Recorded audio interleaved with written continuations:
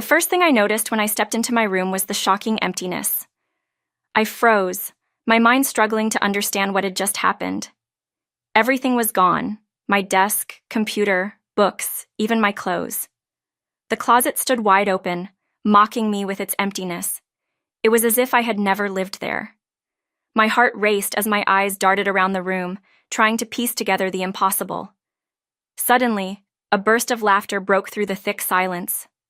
Startled, I turned to find Kate, my sister-in-law, standing in the doorway. Her arms were crossed, a smirk playing on her lips, and her eyes gleamed with an unsettling amusement. "Look at your room now," she said, her voice dripping with satisfaction. "So clean and tidy." I couldn't comprehend what I was seeing or hearing. My confusion quickly gave way to anger. "Kate, what is this? Where's all my stuff?" My voice trembled, barely masking the fury rising inside me. I had worked hard to build my space, to make it mine, and now it was gone. She shrugged, her smirk widening. "Go look in the garden." Without waiting for her to explain, I ran to the window and pulled back the curtains. My stomach churned as I saw my belongings strewn across the lawn. Everything was there. My computer, my books, my clothes, soaked and caked with mud. The rain from the previous night had left everything ruined. My breath caught in my throat as I felt my hands tremble with shock and outrage. I turned back to Kate, my anger bubbling over. "Why? Why would you do this?" But instead of an apology, she tilted her head, the smug smile still plastered on her face. "Aren't you embarrassed?" she said, crossing her arms over her chest. "You're 30 and still living in your parents' house. You should be ashamed." Her words hit me like a slap to the face. It wasn't just the destruction of my things. It was the cruelness behind her words. For months, I had tried to tolerate her, believing that maybe, just maybe, things would get better. But this was too much. I clenched my fists, holding back the torrent of emotions that threatened to overwhelm me. "You're right, Kate," I said, my voice cold and steady. "I am leaving. I've already made plans. I'll be out of here next month." Her eyes lit up with glee. "Finally!" she exclaimed. "Good riddance! I've been waiting for this day." She turned on her heel and walked out, leaving me standing in the middle of my destroyed room. I let out a shaky breath, trying to regain control of myself. I looked out the window again at the mess she had made. My work equipment was out there, and if any of it had been ruined, I didn't know how I would manage. My job as a freelance web developer relied entirely on that equipment. Carefully, I made my way outside to survey the damage. My laptop, thankfully, still worked, but my books and clothes were beyond saving. I sighed, pushing back the frustration that threatened to break through. I couldn't believe this was my life now. I hadn't always lived like this. A few years ago, I had my own apartment, my own space. After graduating from college, I worked in the real estate industry for a while, but it wasn't my passion. I had always been fascinated by web development, and after meeting a colleague who excelled at programming, I decided to make the leap. At 24, I quit my job and enrolled in a programming school, with no savings to fall back on. My parents, always supportive, allowed me to move back in with them while I studied. I graduated and started freelancing. It was tough at first, barely any clients, little pay, but after a year, my work got recognized. Soon I was able to support myself, and things were looking up. But then everything changed. My father passed away suddenly, leaving my mother alone. Just months later, she had a terrible fall and injured her leg. She couldn't take care of herself anymore, and I couldn't bear the thought of her struggling by herself. So I made the decision to move back home permanently. I worked from home, paid for her care, and took on the responsibility of the household. Then, my brother Tom and Kate came into the picture. Tom had always been the golden child.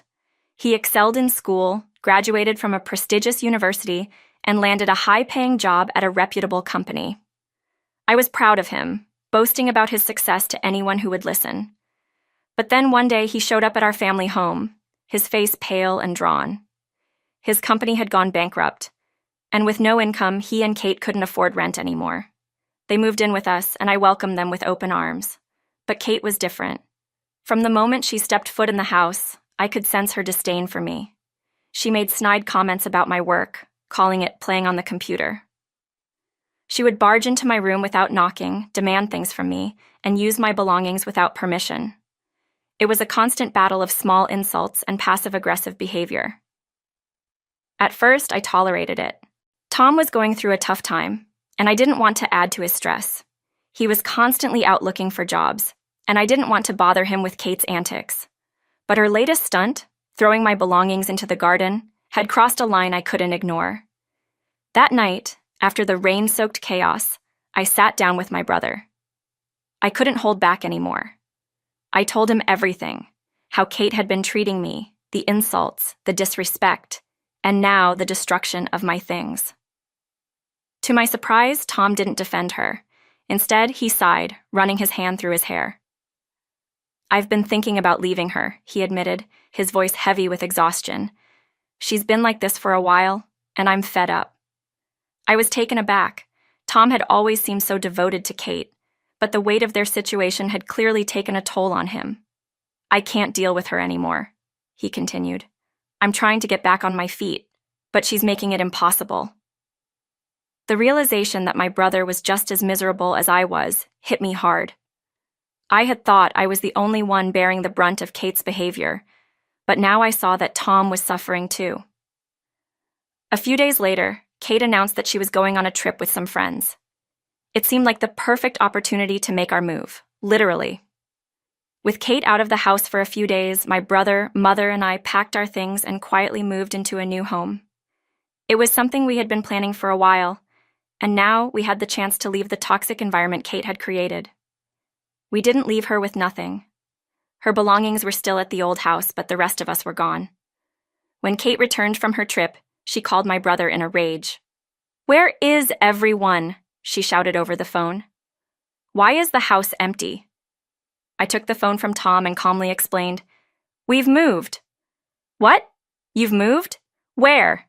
she demanded, her voice dripping with anger and confusion. "You told me to leave, remember?" I said, keeping my voice steady. So, we all left. Kate was silent for a moment, clearly trying to process what had just happened. "But I didn't mean for everyone to leave," she finally spluttered. "Well, you didn't specify," I replied, not bothering to hide my amusement at the situation. For the first time since I had met her, Kate seemed to be at a loss for words. Then, in a voice that was almost unrecognizable, she said, "I'm sorry, Anna. I didn't mean it. Can we talk?" I was shocked by her sudden change of heart, but I wasn't buying it. Not after everything she had put me through. "No, Kate," I said firmly. "It's too late for that." And just like that, I hung up the phone. Tom filed for divorce shortly after. Kate, who had never worked and relied entirely on Tom's income, was left with nothing.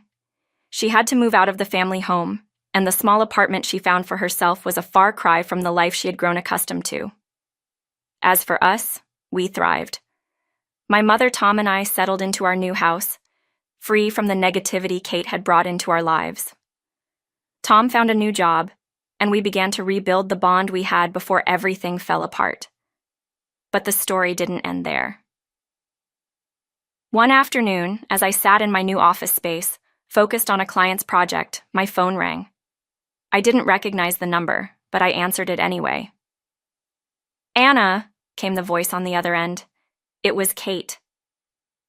"What do you want?" I asked, surprised by the call. I need help," she said, her voice trembling. "I'm in trouble." I sighed, leaning back in my chair. "What kind of trouble, Kate?" There was a long pause before she finally answered. "I have nothing left.